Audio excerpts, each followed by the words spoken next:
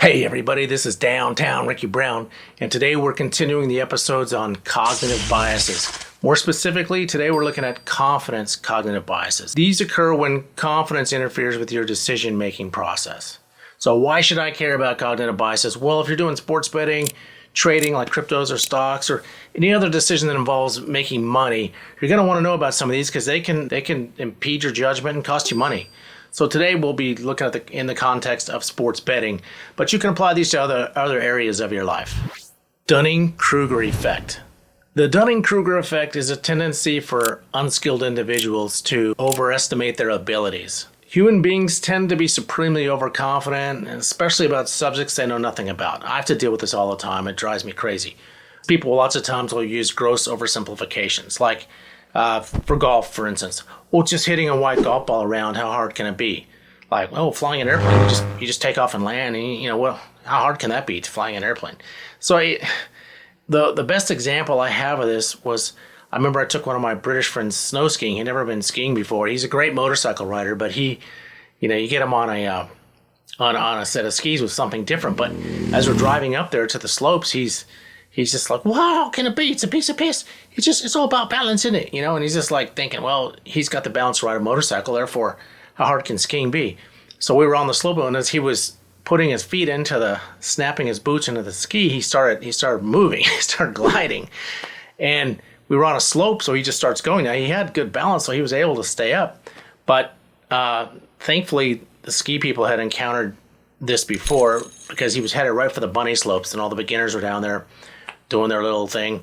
And here he comes bombing down this hill, not super fast, but they had put a net up, thankfully, to protect the beginners from tools like this, because he couldn't steer.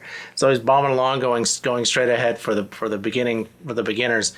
And I don't know, I just started laughing, and I laughed straight for about 5 minutes. I couldn't stop laughing. And when I finally looked up, it was like Spider-Man. He was tangled in a web, but somehow his feet had gotten above his head, and he was wrapped up in this net.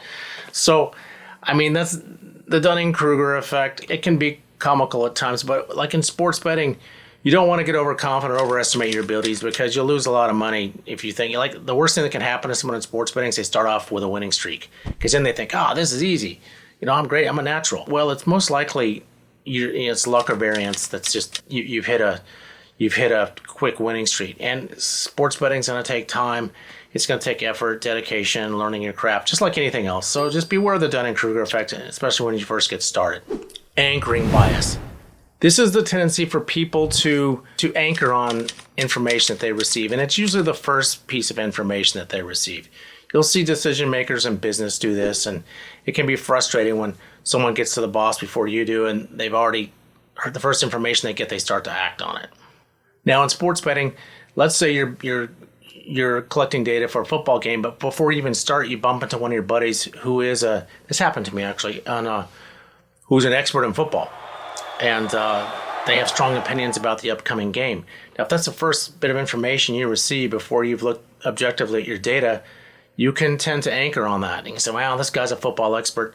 He knows better than I do. And that can affect the way you start looking at your data and collecting your data, because you're going to already have a bias if you're not careful if you anchor too heavily on that first piece of information that you received from your buddy who's a so-called expert, right? So remember, our decisions tend to be biased based in the order in which information is received. So you want to be aware of relying too heavily on the first piece of data you get or information you get, especially when new and better data comes along later on. Availability bias. This bias refers to people's tendency to assign greater significance to memories or events that are easier to recall. So things that stand out, like in the news, will be like a terrorist attack or an earthquake, and those kind of memories will be much easier to recall than some daily happening that just happens all the time. It's a recurring thing that's just not really eventful. So in sports betting, we're much more likely to remember, let's say, an American football game that's a high-scoring game, really close. We're able to remember that game more than we would a game that ends like 3-0. And it's really boring to watch, right?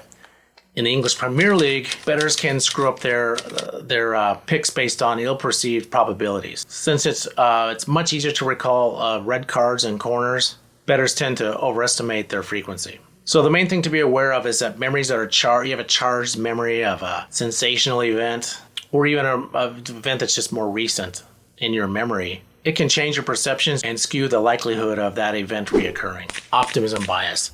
This is just people's tendency. It's a simple one. It's just people's tendency to be overly optimistic. It's great to be an optimist. However, at the extreme edges, it can lead to wishful thinking or like a fantasy-like existence. And in sports betting, it can cost you money. At the other extreme, we have the pessimism bias, which is just certain people's tendency just to be too negative. They're negative about every outcome, therefore they can never pull the trigger. Like in sports betting, they're just always seeing a bad outcome going against them, so then they pass up some good bets with some positive expected value because they're just too negative. Hindsight bias. Hindsight bias, or the I knew it all along phenomenon, is the fallacy for people to review a past game as if it were predictable. One example of this is like the Monday morning quarterbacks who look back on Sunday's football game and say, well, I would have done this or I would have done that in that situation. Well, you have the benefit of hindsight, so it's easy to second guess a decision making, a coach's decision or a player's decision when they're in the heat of the moment, where you have the luxury of reviewing it from a past perspective. In sports betting, you'll see people they'll go along with a crowd, like on a bet for a favorite. They'll be going along with a herd, and then the favorite will lose, underdog will win it, and they'll say, "Oh, I knew it all along. I knew the underdog was going to win. Yeah, I knew that." Well, no, you didn't, because you didn't put any skin in the game. You didn't bet on the game. You bet on the favorite. You didn't bet on the underdog. So looking at it in the past, it can screw your memory, and this is important for sports betting because you have to keep a realistic evaluation of your outcomes. Long shot bias. This bias occurs when bettors overvalue long shots and undervalue favorites. A lot of research shows that betting on long shots is a far worse proposition than betting on favorites in the long run. You'll hear different psychological theories on why people like long shots. To me, it's just the excitement factor. It's like a lotto fever mentality.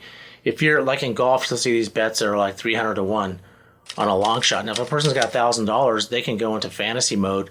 Wow, if I win this bet, I'm going to make $300,000. It's a lot more exciting than, picking a favorite where you bet $1,000. Oh, I won $1,500. I profited $500 or something.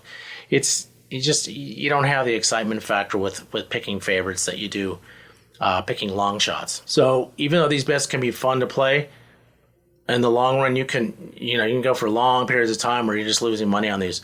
So one way if you like doing long shots, one way to circumvent the, losing more often is just to spread your bets a bit. If you got $100 to bet, instead of putting all your $100 equally on a favorite as you would onto a long shot, take the $100, maybe put 50 of it on the favorite, and then pick 5 other long shots for $10 each. You can do things like that, or you can spread it out and move it around a bit. So that way you still get the excitement of a long shot and playing your long shots, but you don't have such a high risk reward thing.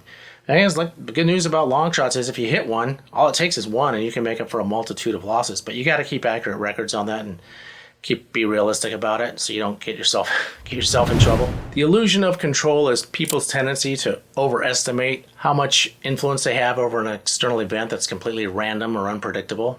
I'm sure you've seen people get superstitious, thinking they have some control. Like a game can be 3,000 miles away and they have to wear a certain hat or sit in a particular seat. The best memory I have of this is when the Kings were going for the Stanley Cup, and one of my friends was so nervous in the final period, he came to believe that every time he sat down, the opponent would score.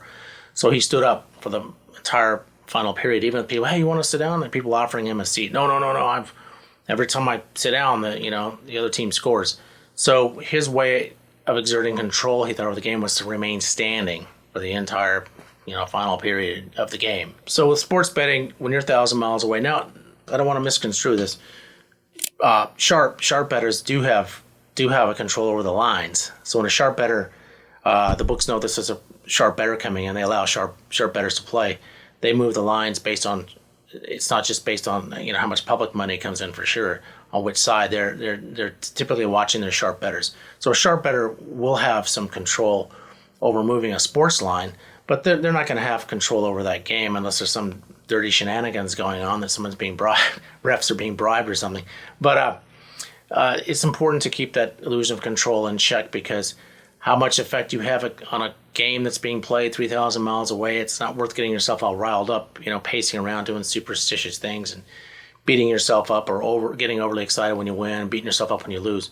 These things are random events, and you can do your best to place the bet on the. You can do your best. That's all you can do with your betting, but your control ends at a certain point.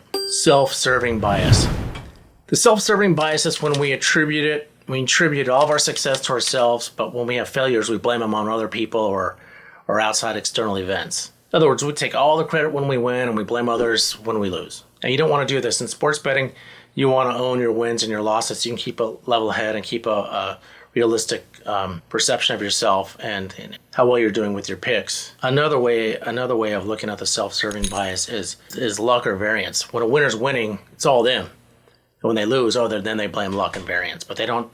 It's gonna count for both. That's why you want to keep a level head. There's gonna be times when you're winning, it's due to luck or variance. It's not because of your great picks. And vice versa. You don't want to get too hard on yourself when you're losing because there's going to be lots of times when luck or variance goes against you. So thanks for tuning in on this cognitive bias series. I think we're going to move on. This is episode 4. Might come back to it a little bit later and dig deeper into some of these that I think are more relevant to sports betting.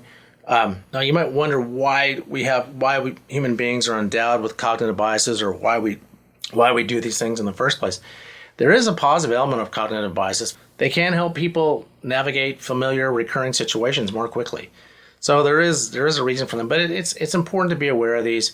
You can fix them. I catch myself as I became aware of them and learned what cognitive biases were. I could see them intruding in my daily life and screwing up some of my decisions. So they're worth checking out, worth knowing. Go to my playlist if you missed the other episodes, if you missed the first 3, and we might continue this in the future. But I think it's time to move on to some other topics. All right, thanks for tuning in, and try not to.